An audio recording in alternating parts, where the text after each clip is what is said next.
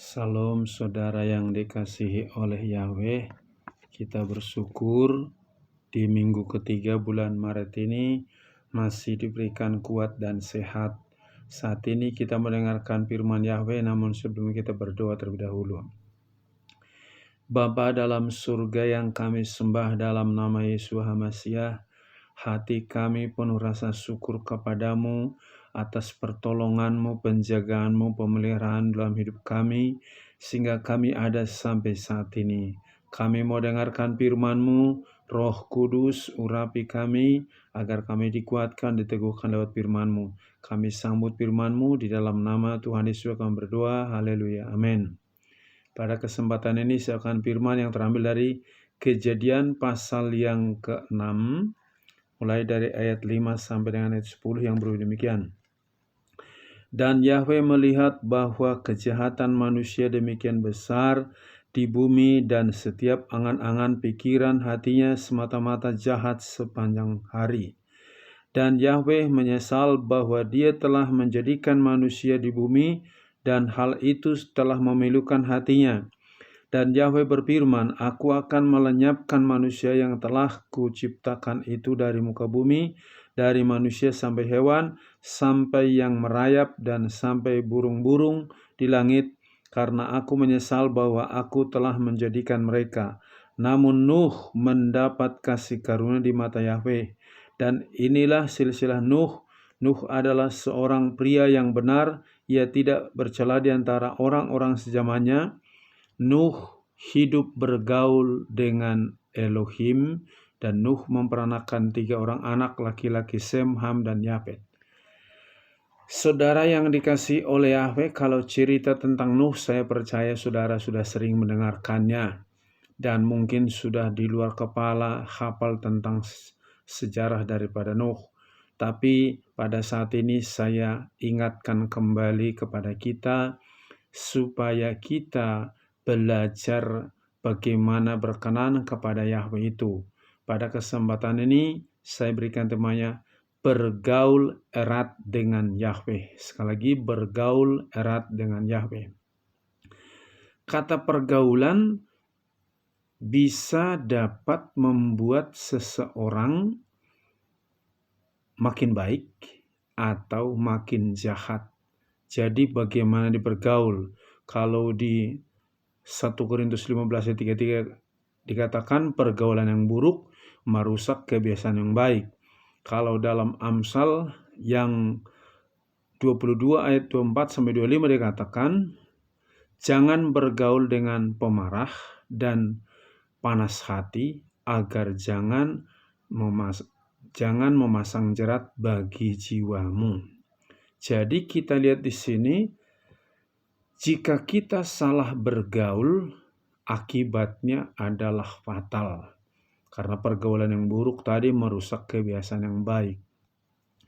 Tetapi kita sudah dengar tadi di ayat yang ke-9 dengan jelas dikatakan, inilah silsilah Nuh. Nuh adalah seorang pria yang benar.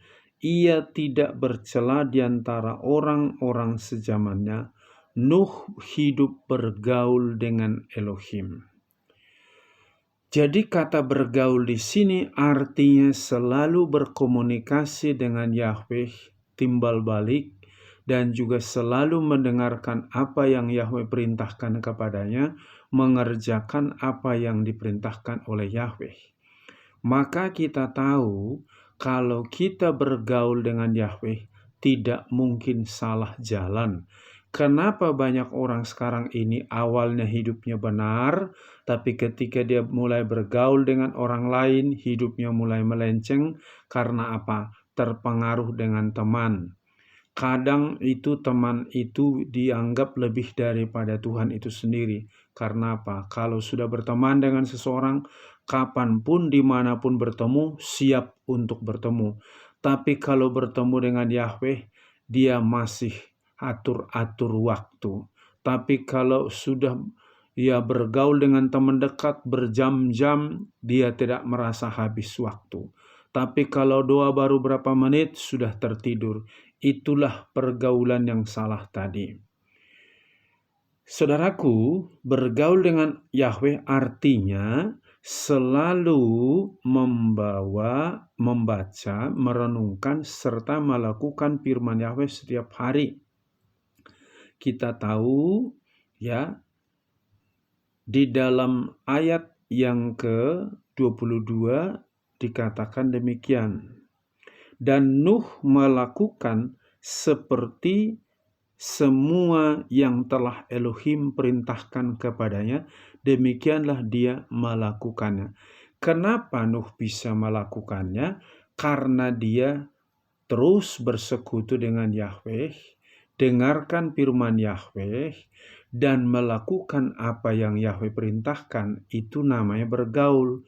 Jadi membaca, merenungkan, serta melakukan firman Yahweh setiap saat.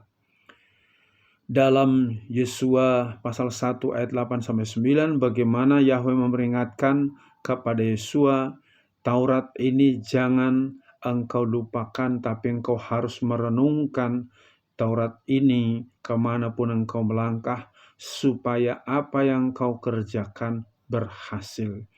Jadi pergaulan itu ada dua arah. Dua arah artinya dari kita sendiri, dari teman kita bergaul. Makanya kalau kita bergaul dengan orang yang salah, pasti kita juga bisa salah. Untungnya Nuh bergaul dengan Yahweh, maka ketika Yahweh mau menghukum air bah tadi, menghukum manusia dengan air bah karena kejahatan manusia, Yahweh katakan, Nuh buat bahtera, panjangnya 300 hasta, lebar 50 hasta, tinggi 50 hasta, dan buat kamar-kamarnya. Dan juga siapkan seluruh tempat binatang-binatang yang ada di atas muka bumi. Nuh taat melakukan karena apa yang diperintahkan oleh Yahweh dia kerjakan.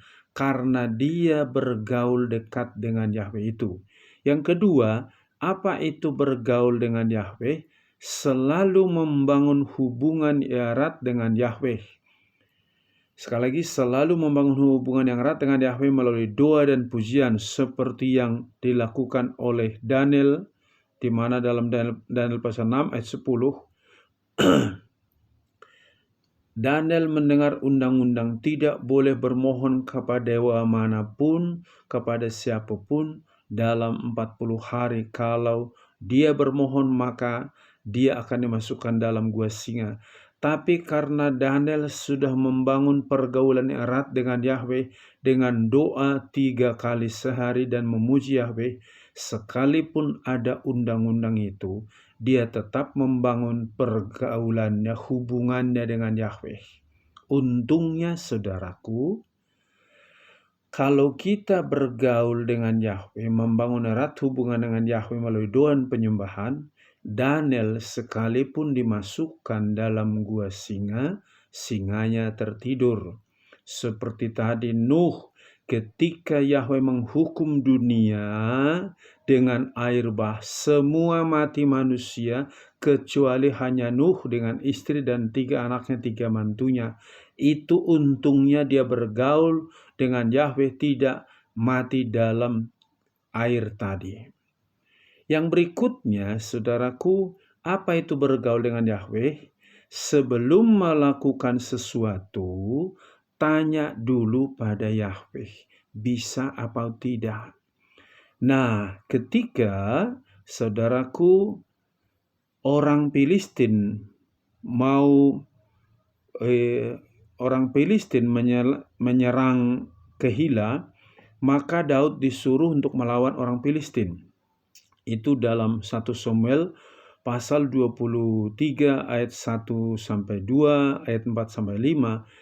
Itu Daud sampai 2 kali bertanya kepada Yahweh, bolehkah aku pergi berperang melawan orang Filistin? Maka jawab Yahweh, pergilah, aku memberikan kemenangan kepadamu. Di ayat yang keempat diulang lagi oleh Daud, bolehkah aku pergi berperang melawan orang Filistin? Kata Yahweh, boleh. Jadi ini namanya bergaul erat dengan Yahweh itu. Apa-apa yang mau kita kerjakan, tanya dulu sama Yahweh. Kebanyakan yang sekarang terjadi, melangkah dulu, mau kuliah ini, mau sekolah ini, mau buka usaha ini, mau kerja ini. Begitu sudah bekerja, kuliah di tempat yang baru, dia mulai, aduh kok begini, kok jurusannya nggak seperti yang saya inginkan. Akhirnya baru, Tuhan tolong saya, ya Yahweh tolong saya. Inilah yang sering banyak terjadi. Harusnya sebelum kita melakukan sesuatu, bukti kita anak daripada Yahweh itu, kita bergaul dengan dia, akrab dia. Bapa, boleh nggak aku kerjakan ini? Ya Yahweh Elohim, boleh nggak aku melangkah ke sini? Pasti ada jawaban Yahweh itu kalau kita selalu bergaul dengan dia, menanyakan sesuatu, apapun yang kita butuhkan, dia berikan jawaban yang pasti. Dan kita tahu karena Daud bertanya kepada Yahweh, maka dia menang melawan orang Filistin. Dan dia membebaskan Kehila tadi. Karena apa? Dia bergaul dengan Yahweh, tanya kepada Yahweh sebelum melakukan sesuatu. Yang berikutnya, apa itu bergaul dengan Yahweh? Selalu mengandalkan kuasa Roh Kudus setiap saat. Kita tahu ketika Petrus sebelum dipenuhi Roh Kudus, dia adalah seorang pengecut, menyangkal Yesus Masias sampai 3 kali. Tapi setelah hari Pentakosta, dia penuh dengan Roh Kudus, maka dia memberitakan Injil, berkhotbah di dalam Kisah Rasul pasal 2 ayat 4, ayat 37 sampai dengan ayat 38 dan 41, di mana Petrus setelah penuh dengan Roh Kudus, dia berani memberitakan Injil, dan orang-orang itu bertanya, apa yang harus kami lakukan supaya kami selamat? Kau harus bertobat dan beri dirimu dibaptis supaya engkau dilepaskan. Dan betul-betul mereka bertobat dan dibaptis. Pada saat itu yang bertobat ada 3.000 jiwa lebih. Luar biasa. Karena apa? Kalau kita bergaul dengan Roh Kudus, karena Tuhan Yesus katakan, di akhir zaman ini aku akan mencurahkan Rohku sebagai pengganti yang mendampingi kita setiap saat. Tuhan Yesus naik ke surga, maka diberikan Roh-Nya di dalam diri kita. Jadi Roh Kudus itulah ngajarin kita, membimbing kita, peka dengan suara Roh Kudus, jangan peka dengan suara iblis. Iblis membisikkan di telingamu, di hatimu, kamu gimana sebentar lagi, dunia makin susah, kau nggak mungkin bisa menang. Itu kata iblis. Tapi jika engkau dipenuhi Roh Kudus mengatakan, tenang anakku, aku memberikan damai sejahtera, aku memberikan sukacita, aku memberikan kemenangan kepadamu, penguasaan diri. Jadi setiap saat kita membangun hubungan dengan Roh Kudus itu, bergaul dengan Roh Kudus itu, dengar apa kata Roh Kudus. Bukan hanya pada saat ibadah hari Minggu, saudara 2 jam, 2 penyembahan bahasa roh. Hari-hari lain engkau berkata-kata bahasa yang tidak baik. Itu namanya kau bergaul bukan dengan Roh Kudus, tapi dengan roh dunia. Seharusnya setiap saat, dimanapun kita berada, apa yang kita hadapi, mau melangkah kemanapun, kita bergaul dengan Roh Kudus. Tanya, Roh Kudus, kemana aku melangkah? Apa yang harus aku kerjakan? Sebagaimana tadi Nuh membuat bahtera, dia diajarin membuat bahtera, yaitu yang cukup panjang. Kalau bukan Roh Yahweh yang ngajarin Nuh, dia nggak mungkin bisa bikin kapal tadi. Di zaman Nuh belum ada kuliah, belum ada teknik dan segala macam. Tapi Roh Yahweh mengurapi Nuh, maka dia betul-betul bisa membuat bahtera. Jadi kalau kita selalu mengandalkan kuasa Roh Kudus, kita tahu Petrus berkhotbah, 3.000 jiwa bertobat. Itu hasilnya kalau bergaul dengan Roh Kudus. Yang berikutnya, selalu bersyukur sekalipun dalam penderitaan yang dialami oleh Ayub. Ketika kehilangan harta semuanya, 10 anaknya mati, tetapi dia tetap bersyukur. Yahweh yang memberi, Yahweh mengambil, terpujilah nama Yahweh. Hasilnya Ayub diberkati 2 kali lipat, karena sekalipun dalam penderitaan, dia tetap bersekutu, bergaul dengan Yahweh itu. Dan kita tahu dalam Ayub pasal 2, Ayub pasal 42 ayat 12-13. Di situ jelas dikatakan bahwa berkat Ayub yang hilang dilipat gandakan 2 kali lipat, dan anaknya yang mati diganti lagi, yaitu 7 laki 3 anak perempuan. Luar biasa, saudaraku. Yang berikutnya, bergaul dengan Yahweh itu artinya kita selalu memuji-muji Yahweh. Pemazmur mengatakan dalam Mazmur 119 ayat 164, aku memuji Engkau 7 kali sehari karena hukum-hukum-Mu yang adil. Sekarang banyak orang lagu rohani hanya di tempat ibadah, tapi di tempat lain lagu dunia. Itu keliru. Kau bergaul dengan dunia. Orang yang bergaul dengan dunia tidak akan diberkati. Seharusnya dimanapun engkau bernyanyi, muliakan Yahweh itu. Di sini katakan 7 kali sehari.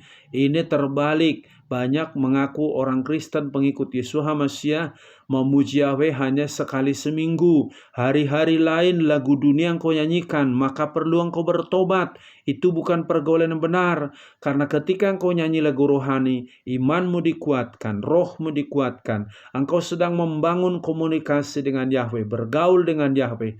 Maka bertobatlah engkau yang masih suka lagu-lagu dunia. Karena itu bukan bergaul dengan Yahweh, itu engkau bergaul dengan dunia ini. Yang berikutnya, apalagi yang harus kita lakukan supaya kita bergaul dengan Yahweh, yaitu beribadah setiap hari. Dalam Roma pasal 12 ayat 1, bahwa persembahkanlah tubuhmu yang hidup, kudus dan berkenan kepada Yahweh setiap hari. Itulah ibadahmu yang sejati.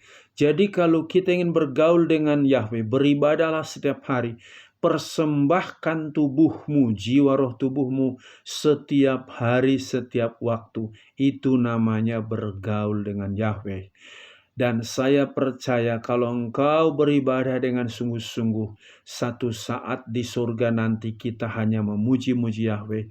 Jadi engkau yang tidak suka lagu rohani, maka tidak mungkin masuk surga. Engkau yang tidak suka beribadah, mempersembahkan hidupmu yang kudus berkenan kepada Yahweh, gak mungkin masuk surga.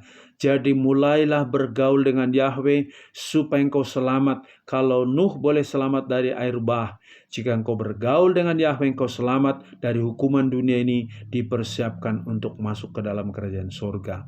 Amin. Sampai di sini firman Yahweh, kita berdoa. Bapa dalam surga, terima kasih buat firman-Mu yang kembali mengingatkan kami supaya kami bergaul erat dengan Yahweh, supaya kami diselamatkan dari berbagai masalah kejadian yang terjadi di dunia ini. Biar firman-Mu ini tertanam dalam hati anak-anak-Mu, berakar, bertumbuh dan berbuah. Buat mereka bergaul dalam hidupnya sehari-hari dengan Engkau, supaya ketika datang bencana itu mereka kuat, dan Engkau juga datang kedua kalinya, kami boleh selamat karena kami erat dengan Engkau. Berkati bapak-bapak, ibu-ibu, pemuda, remaja, baik juga anak-anak, supaya benar-benar bergaul dengan Engkau. Berkati hamba-hambamu juga supaya bergaul erat dengan Engkau. Berkati gerejamu, persatukan semua. Berkati bangsa dan negara kami ini. Di dalam nama Tuhan Yesus kami berdoa. Haleluya. Amin. Shalom. Yahweh berkati.